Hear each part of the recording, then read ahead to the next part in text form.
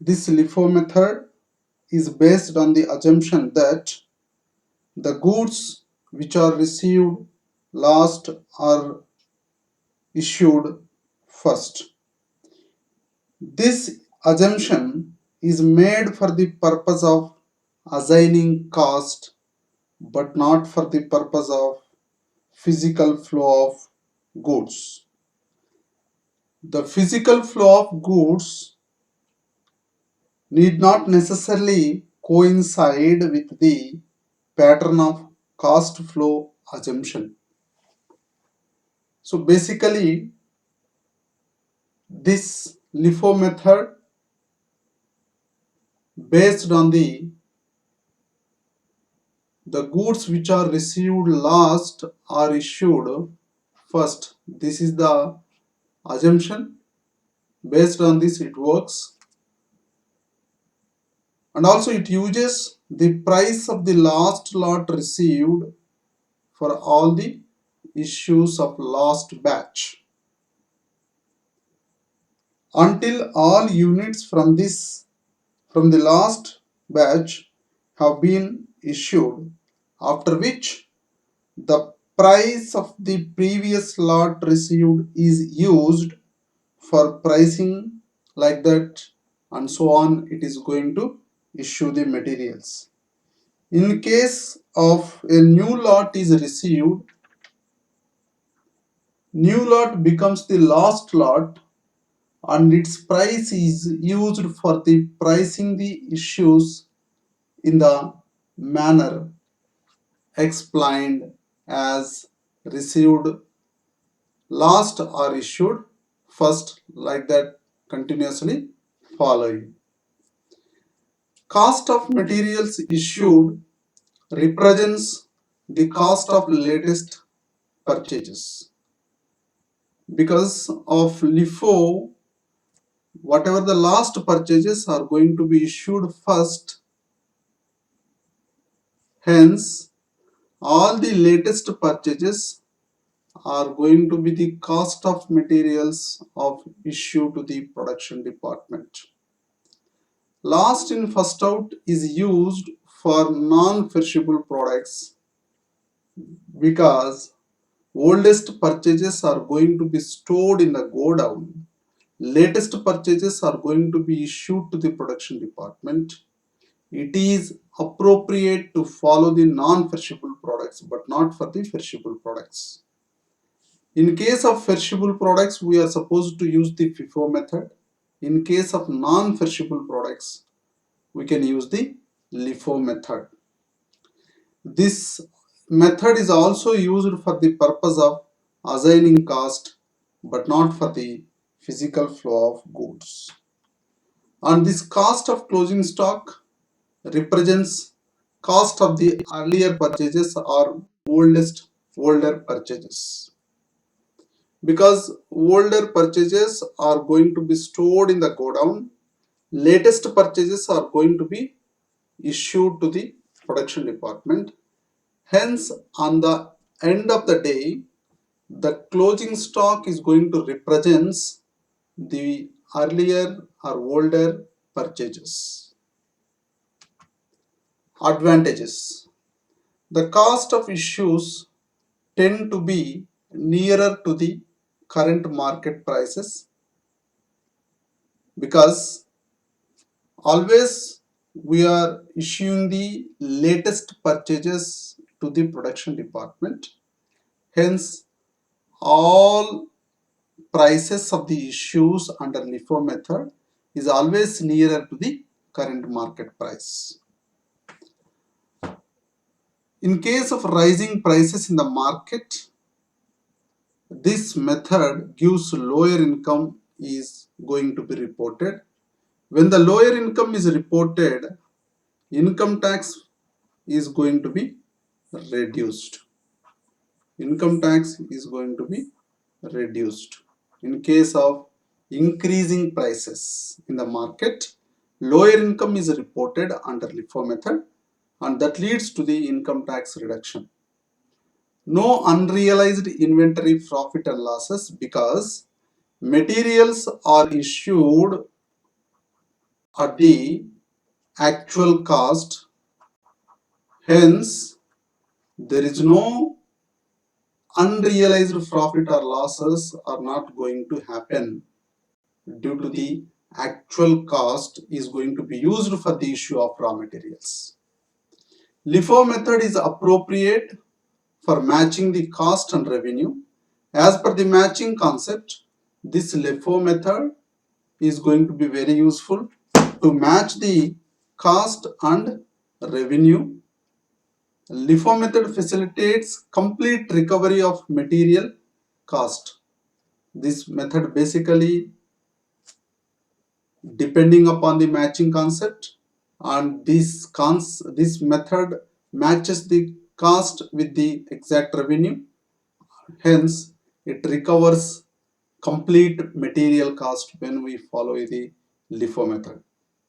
LIFO method is most suitable when the prices are rising in the market. In the current market prices are increasing, it is always preferable to adapt LIFO method so that the lower income is going to be reported. That leads to the income tax burden is going to be reduced on the firm. These are the advantages of LIFO method. Disadvantages.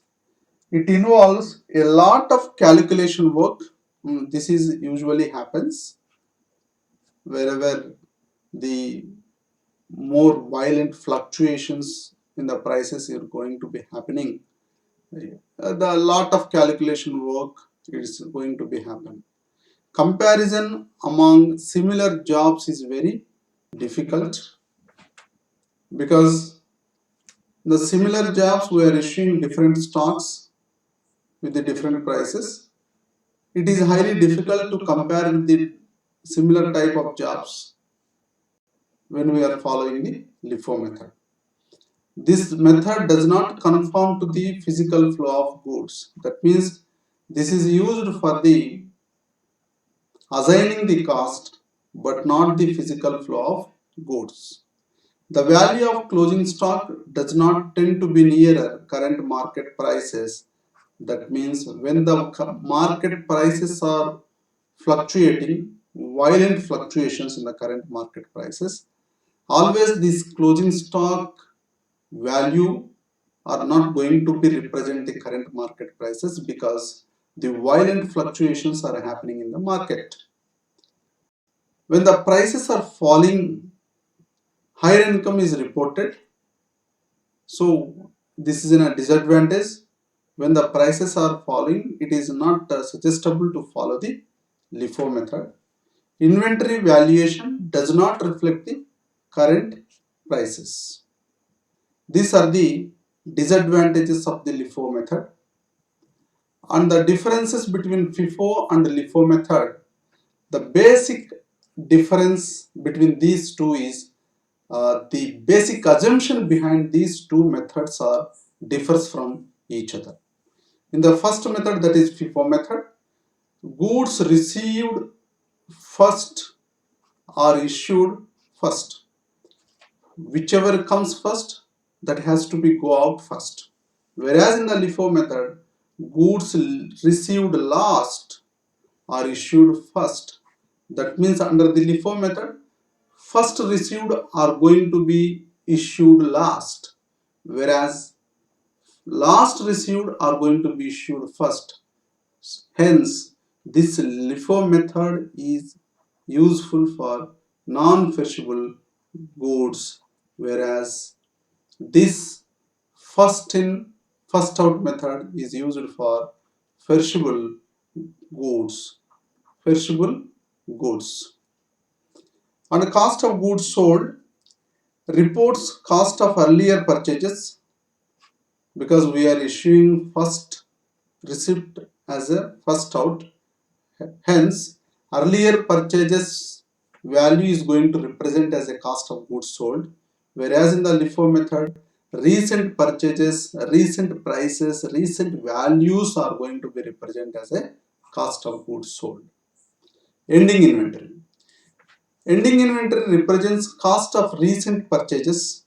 In FIFO method, recent purchases are going to be as a closing stock, whereas in the LIFO method, older purchases represents earlier purchases represents as a closing stock.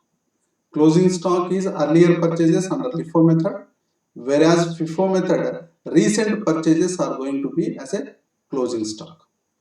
In case of rising prices, higher income is reported under FIFO method since old costs which are lower than the current cost. As a result, income tax liability is increased under FIFO method, whereas in case of LIFO method, lower income is reported when the prices are increasing since current costs which are higher than the old cost. As a result, income tax liability is reduced.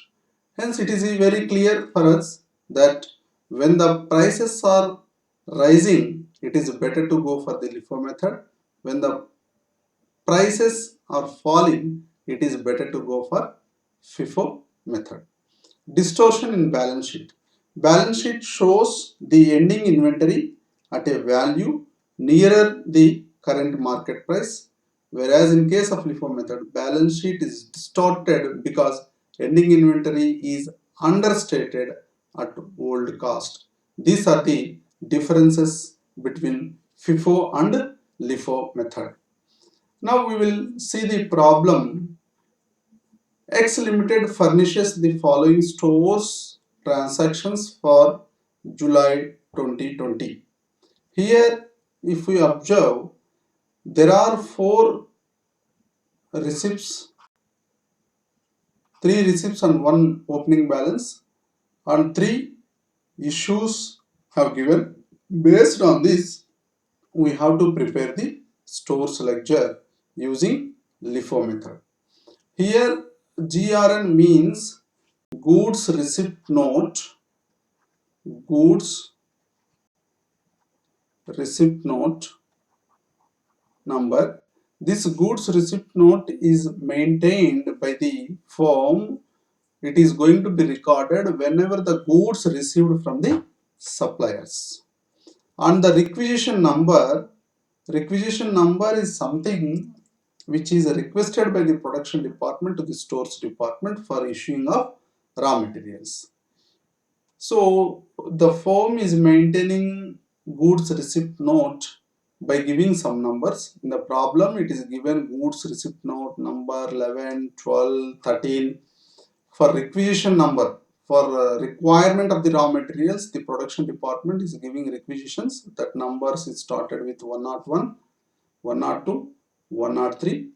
And here if you observe the units, unit price per unit is given.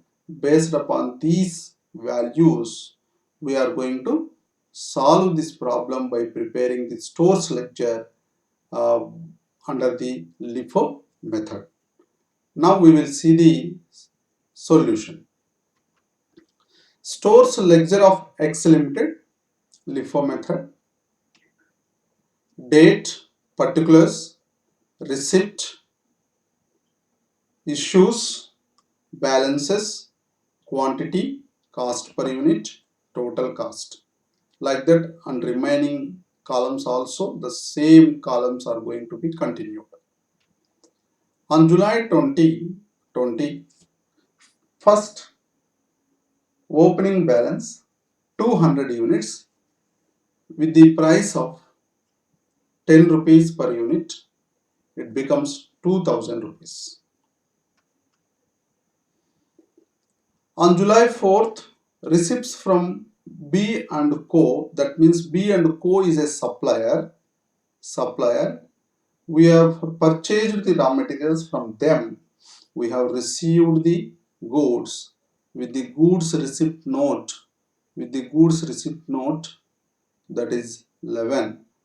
That quantity is 300 units with the rate of 12 rupees per unit, it becomes 3600 rupees. On 4th of July, the balance which is going to be with the firm is 200 units, 10 rupees per unit, 2000 rupees, 300 units, 12 rupees, it becomes 3600 rupees. On the 7th, production department is requested for the issue of raw materials with the requisition number of 101 for 400 units. They need 400 units of raw material, whereas we are having 500 units balance with us. When we are following last in first out method, first we need to issue this last in. This is the last 300 units is the last purchase, latest purchase. This is to be issued first. So we have to take this 300 for issuing first. 300 units into 12, 3600 rupees, and then remaining stock is 200 units, out of which we have to issue the only 100 units, because total put together we need to issue only 400 units. So 100 units into 10 rupees, it becomes 1000 rupees. Out of this 200, 100 units is issued and remaining 100 units is shown as balance with the 10 rupees. That becomes 1000 value in the balance. And again receipts on 10th from M and Co company. Goods receipt number is 12. We have received 400 units of raw material with the 14 rupees. That becomes 5600 rupees value. Already we are having the balance of 100 units with the 10 rupees, that is 1000 rupees, and this is also going to be shown in the balance, that is the latest purchase of 400 units into 14 rupees, that becomes 5600 rupees. Again on 19th, issues requisition number 102. As per the requisition number, 300 units are required to issue to the production department. So we are following last in first out method. We are having two types of raw materials with us. That is, one is 100 units, another one is 400 units. Out of these two, last purchase is 400. So last purchase has to be first out. Out of these 400 units, we have to issue the 300 units. 300 units with the 14 rupees per unit, it becomes 4200 rupees is issued. And out of 400, when we issued the 300 units, we are going to have the balance of 100 units with the 14 rupees, that becomes 1400 rupees. On the older purchases, earlier purchases, that is 100 units, this 100 units, cost per unit is 10 rupees, that becomes 1000 rupees are going to be there in the balance. So now we are having two balances with us. And again receipts. Receipts from N and Co. Goods receipt number is 13. That is 200 units is received from the N and Co. with the 16 rupees. That becomes 3200 rupees. Now we are having the 100 units of earlier purchase, that is opening balance of 100 units is with us, and 100 units of 14 rupees, that is latest purchase on 10th available, 1000 rupees on opening balance, 1400 rupees on 10th purchased. Out of 400 units, 300 we have issued and remaining 100 units is shown in the balance. On today's purchase, that is on 22nd purchase, is 200 units with the 16 rupees, 3600 rupees is available. Now in the stock, that is as a balance with the firm, three types of stocks is there. Three types of stocks, three different prices: 100 units with 10 rupees, 100 units with 14 rupees, and 200 units with 16 rupees. Like that, three different stocks with different prices are available with the firm as a balance. And then on 28th, Again, there is a requisition number 103 for issues for 300 units of raw material. 300 units of raw material, they are requested for issue, but we are having three different types of stocks. Put together 400 units of raw material which is available. Out of three different stocks, the latest stock is 200 units which is purchased on 22nd of July. The latest purchase, that is last purchase, has to be issued first. So this 200 units has to be issued first.